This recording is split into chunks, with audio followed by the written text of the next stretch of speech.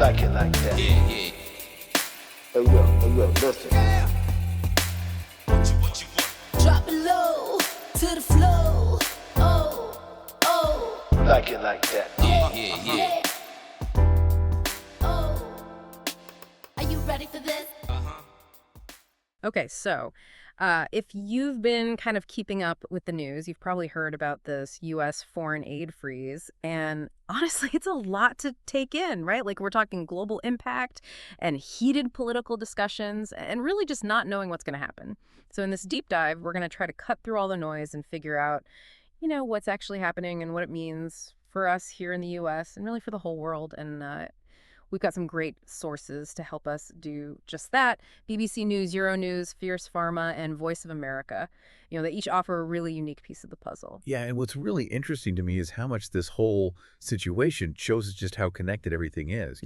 We're not just talking about budget cuts here. It's about how these cuts could affect everything from global health to international relations, even American businesses. Yeah, you hit the nail on the head. That's exactly what we're going to be looking at today. So let's start with the basics. Trump signed an executive order putting a 90-day pause on most foreign development aid, and the U.S. spends a lot on aid, like a lot. We're talking $68 billion in 2023 alone. Oh. Yeah, I know it's more than any other country in the world. To put it in perspective, that's like funding NASA's entire budget almost 3 times over. It's an enormous amount of money, and this freeze has really, sent shockwaves through the entire global aid community. And I think it's important to remember that we're not just talking about numbers. This money supports a huge network of programs that directly affect millions and millions of people all over the world. And what's the State Department's reasoning behind all of this?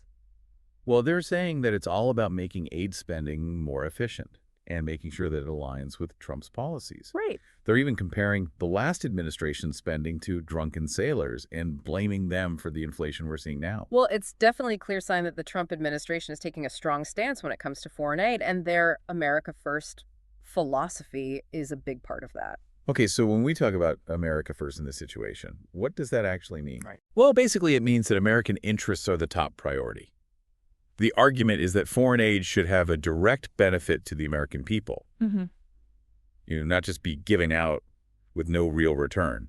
So it's all about getting a good return on investment. Right. But isn't there also like a humanitarian side to foreign aid? Helping people who need it, regardless of whether the U.S. gets something out of it. And that's the core of the debate.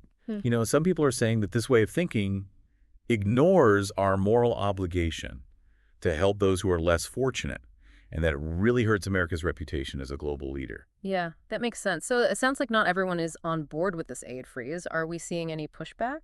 Oh, absolutely. There are actually some exceptions to the freeze. Oh, okay. Yeah. So initially, things like emergency food aid and military funding for Israel and Egypt, those were exempt. And then Senator Rubio, he pushed for additional waivers to include things like essential medicines and medical services, food and shelter. Okay, that sounds like a step in the right direction. Right. But are there still programs that are facing cuts? Yes.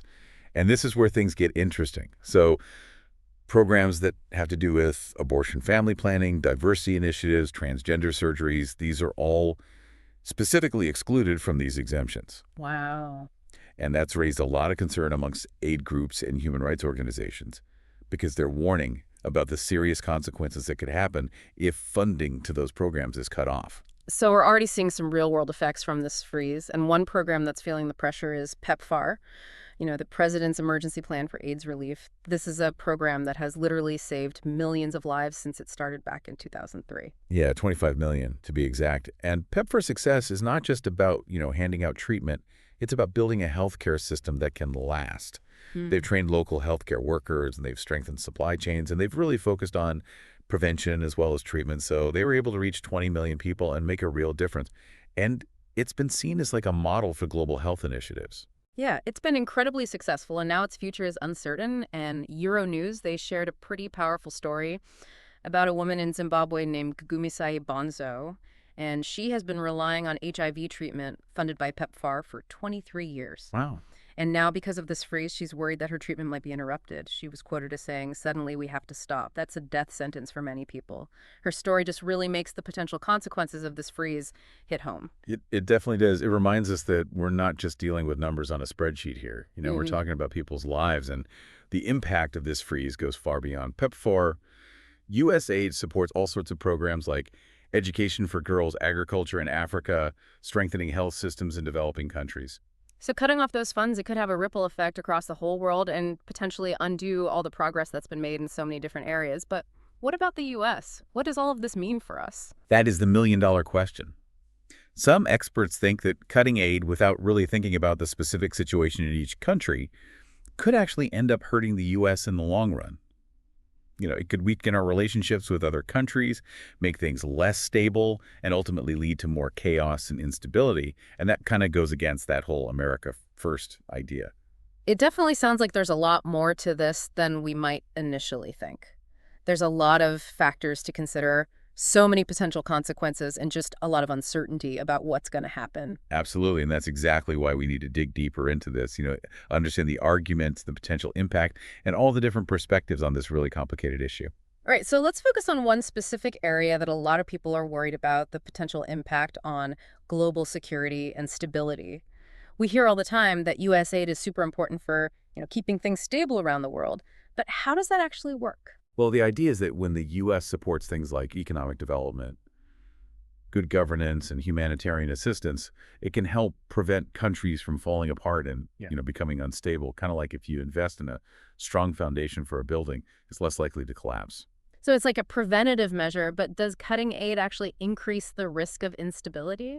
A lot of experts think, so actually the Euronews article we're looking at argues that cutting aid without really considering, the specific situation of each country could backfire and create even more problems for the U.S. And they actually quote a former Liberian cabinet minister named Guy Moore. And he says that this approach could damage U.S. alliances and destabilize whole regions. And this is something that we're seeing play out right now with this freeze. We talked about the impact on Ukraine and how programs like Veteran Hub could be cut, but USAID does so much more in Ukraine. They support efforts to make their democracy stronger and help their economy recover. It's all about building resilience and stability. Exactly. And those are the types of programs that, if they're cut, could increase the risk of a country, backsliding into conflict. And it's not just about Ukraine. Think about the Middle East. USAID plays a huge role in supporting places like Jordan and Lebanon.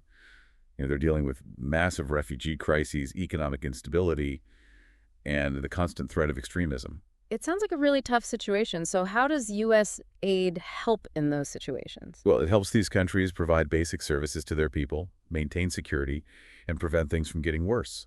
It's like throwing them a lifeline. But with this freeze, those lifelines could be cut off, and that could lead to more unrest and conflict. That's the fear. It's a domino effect. Yeah. Instability in one region can spread to others and create more chaos and conflict, which ultimately could hurt U.S. interests. It's kind of ironic considering the whole America First idea. It is pretty ironic. So we've talked about how this aid freeze could impact global health and security, but, this isn't happening in a vacuum. What else is going on that we should be thinking about?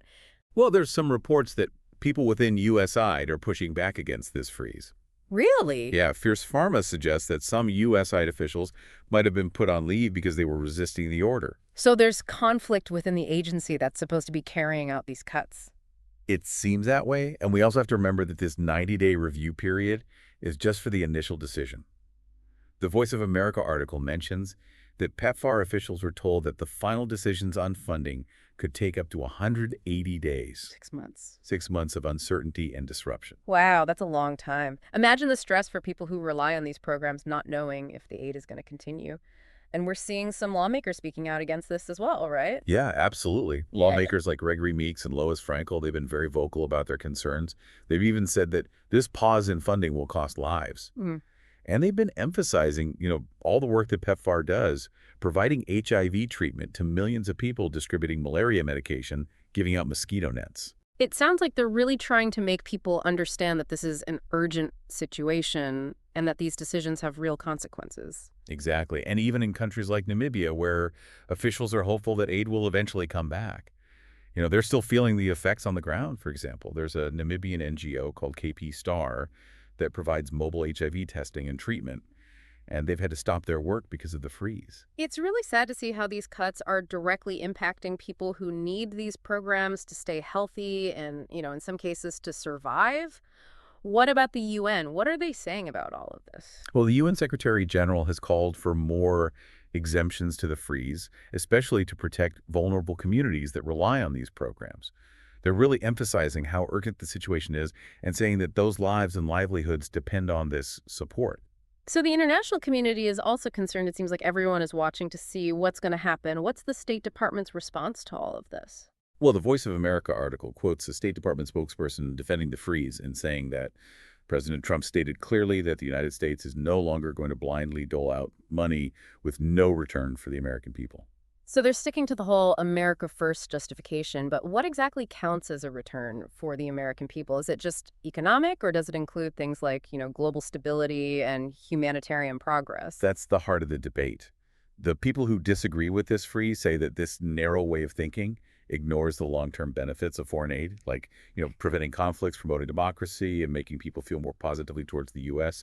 And they argue that these returns, they're not always easy to measure. You can't just look at the economic impact. It seems like the Trump administration is taking a big risk. They're betting that putting American interests first in the short term won't hurt global stability or U.S. security in the long run. But there are also concerns that this freeze could have unintended consequences for American businesses. That's a really good point, and it's something that doesn't get talked about enough. We tend to think of foreign aid as being separate from business, but in reality, they're very connected. American companies, especially those that operate in developing countries, they often rely on the stability and infrastructure that U.S. aid helps to create. Can you give me an example of how that works? Sure. So imagine a company trying to do business in a country that's dealing with a disease outbreak or political unrest. Those conditions create risks and uncertainty that can discourage investment and economic growth. But U.S. aid, by supporting health stability and development, can actually create a more favorable environment for American businesses to succeed in those overseas markets. So cutting aid could actually hurt American businesses by destabilizing the very places they're trying to operate in. Exactly. It's a chain reaction. You reduce aid, it leads to instability that creates a hostile environment for businesses, and ultimately it harms the American economy. It shows that foreign aid isn't just about charity, it's also a strategic investment that can benefit the U.S. in the long run. And that brings us back to the America First agenda. Yeah, it seems like the current administration's approach doesn't really take into account how connected aid and business really are. It's a very narrow view that doesn't fully grasp how complex the global economy is and how U.S. aid can actually support American businesses and create economic opportunities. So it's not just about money, it's about understanding that global prosperity often goes hand in hand with American prosperity. Investing in the well-being of other countries can ultimately benefit the U.S. economy. That's a really important point to remember as we continue to discuss this issue. It feels like we've gone over a lot of information today, but it also feels like we've only just scratched the surface of this incredibly complex issue. What are some of the key takeaways you think we should be focusing on as this whole situation plays out? Well, I think the most important thing to remember is the human cost of this freeze. We talked about Gumasai's story and the fact that there are millions of people whose lives are directly affected by these aid programs, and these aren't just statistics. Yeah. These are real people facing real consequences that could change their lives forever. And as we've discussed, the freeze affects way more than just healthcare. It's education, agriculture, democratic institutions, security forces, so many interconnected programs that are in a very precarious position right now. Yeah, and another thing to keep in mind is that this freeze doesn't just create instability in the countries receiving the aid. It could also destabilize the U.S. itself. We've always thought of foreign aid as a way to strengthen alliances and promote American interests, but that idea is being seriously challenged by the current administration.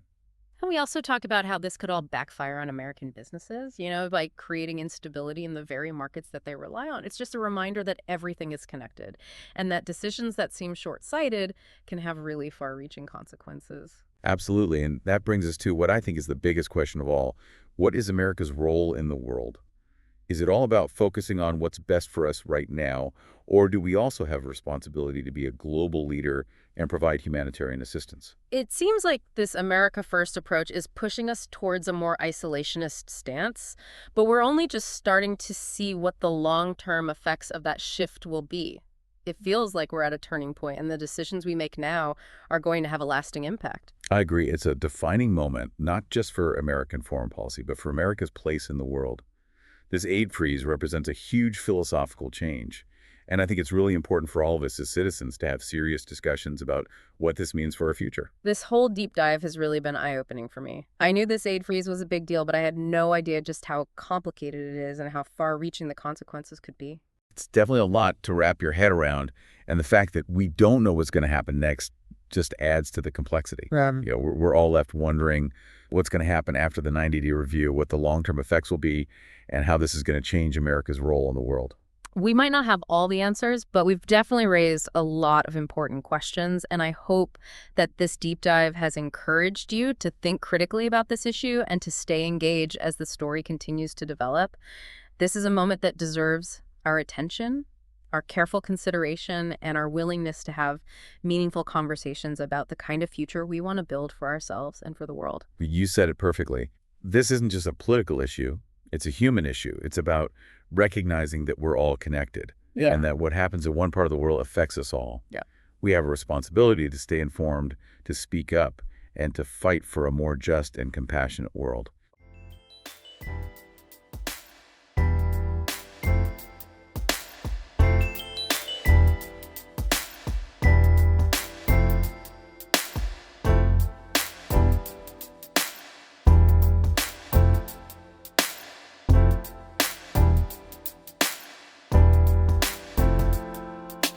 Are you ready for this? Yeah, Oh, Like it like that. yeah, yeah. Hey, yo, listen. What you want? drop it low to the flow. Oh, oh, Like it like that. Yeah, yeah, yeah. yeah. Oh, are you ready for this?